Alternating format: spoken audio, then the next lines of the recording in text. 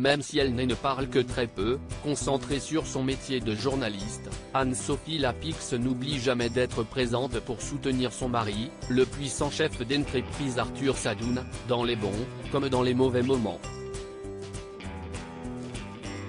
Et ces derniers temps, si est une épreuve très difficile que celui-ci a traversée, une tumeur cancéreuse des amygdales, causée par le papillomavirus, une maladie sexuellement transmissible.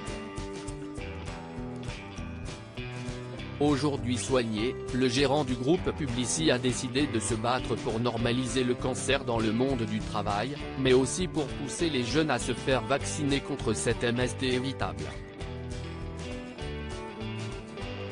D'un point de vue personnel, cela expose votre famille. D'un point de vue professionnel, cela montre une vulnérabilité dans une industrie ultra compétitive, avait-il expliqué. Et sa femme ne pourrait être plus fière. Dans une rare interview au magazine Télé Loisirs, celle-ci a salué son action et sa prise de parole.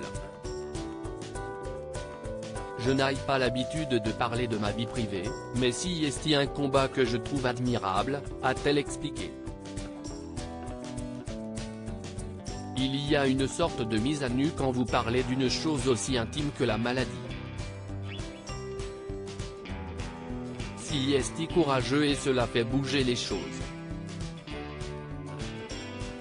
Il a transformé cette épreuve en leçon de vie et en volonté d'être utile. Je suis admiratif de cela.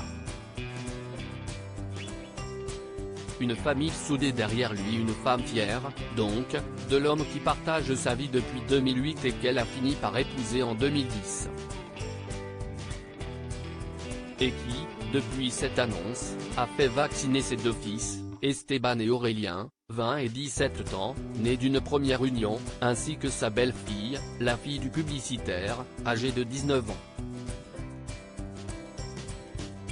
3 ados qui grandissent discrètement, loin des caméras, en restant tout de même la priorité de leur famille.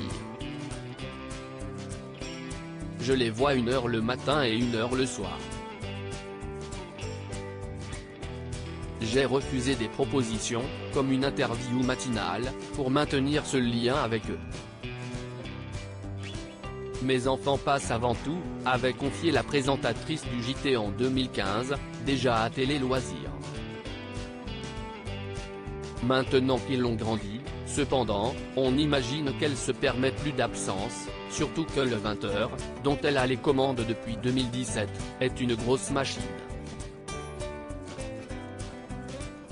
D'ailleurs, ses fils et son mari seront sûrement très fiers de la voir à nouveau en Ukraine le 16 février prochain, pour une édition spéciale consacrée à 1 an de guerre. La journaliste retournera à Kiev, où elle avait déjà présenté un journal en mars dernier.